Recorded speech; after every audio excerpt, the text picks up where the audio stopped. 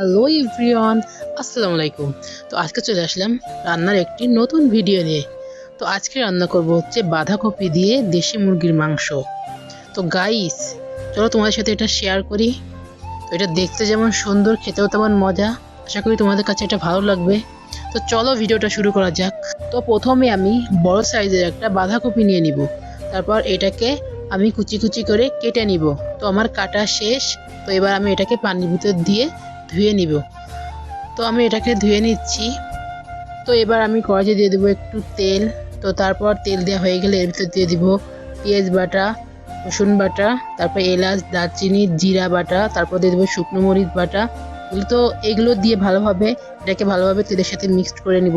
তো আমি নাড়িয়ে চাড়িয়ে এটাকে ভালোভাবে মিক্সড করে নিচ্ছি। তো দেখতে থাকো আমি কিভাবে এটাকে ভালোভাবে মিক্সড করতে থাকি।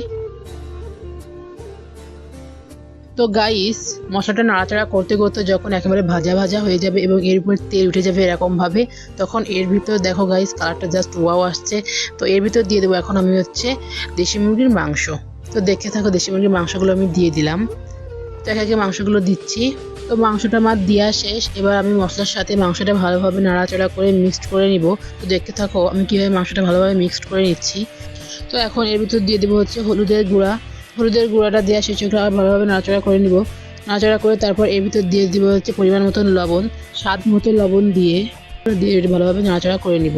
তো নাড়াচাড়া করতে করতে যখন এটা মশলাটা ভালোভাবে ভাজা ভাজা হয়ে যাবে মাংসটার সাথে, তখন এর ভিতর দিয়ে দিব হচ্ছে পানি। তো পানির পরিমাণটা আমি অল্প দিব এখানে। পানিটা দিয়ে দিলাম, মশলা বেটে রাখার যে পানিটা ছিল ওই পানিটা এর ভিতর দিয়ে দিলাম। দিয়ে ভালোভাবে মাংসটা ভালোভাবে নাড়াচাড়া করে নিব। তো গাইস, আশা করি তোমাদের কাছে রান্নাটা অনেক ভালো লাগবে। তো শেষ পর্যন্ত দেখো রান্নাটা কেমন হয়েছে। তো গাইস দেখো, মাংসের কালারটা জাস্ট ওয়াও আসছে। তো আমি এটাকে 5 মিনিট মতো ঢাকা রেখে দিব। ঢাকনা দিয়ে ঢেকে রেখে তারপর 5 মিনিট পর উঠিয়ে মাংসটাকে ভালোভাবে নাড়াচাড়া করে নিতে দেখতে থাকো। মাংসটা নাড়াচাড়া করে নিচ্ছি। তারপর এর ভিতর দিয়ে দিব হচ্ছে কুচিয়ে রাখা সে বাঁধাকপিগুলো। তো বাঁধাকপিগুলো আমি একে দিয়ে দিলাম।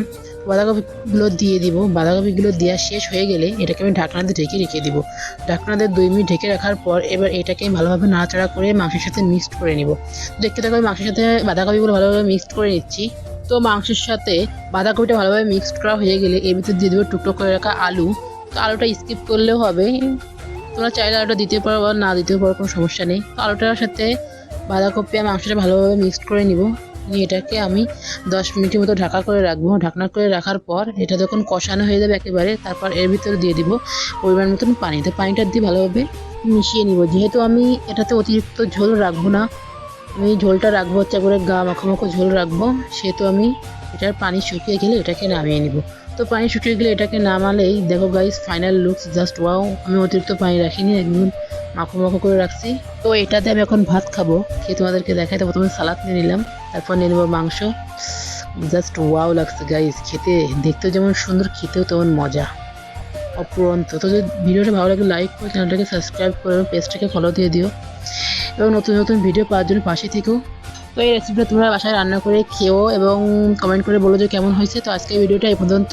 ভালো থেকো, আল্লাহ হাফেজ, বাই বাই।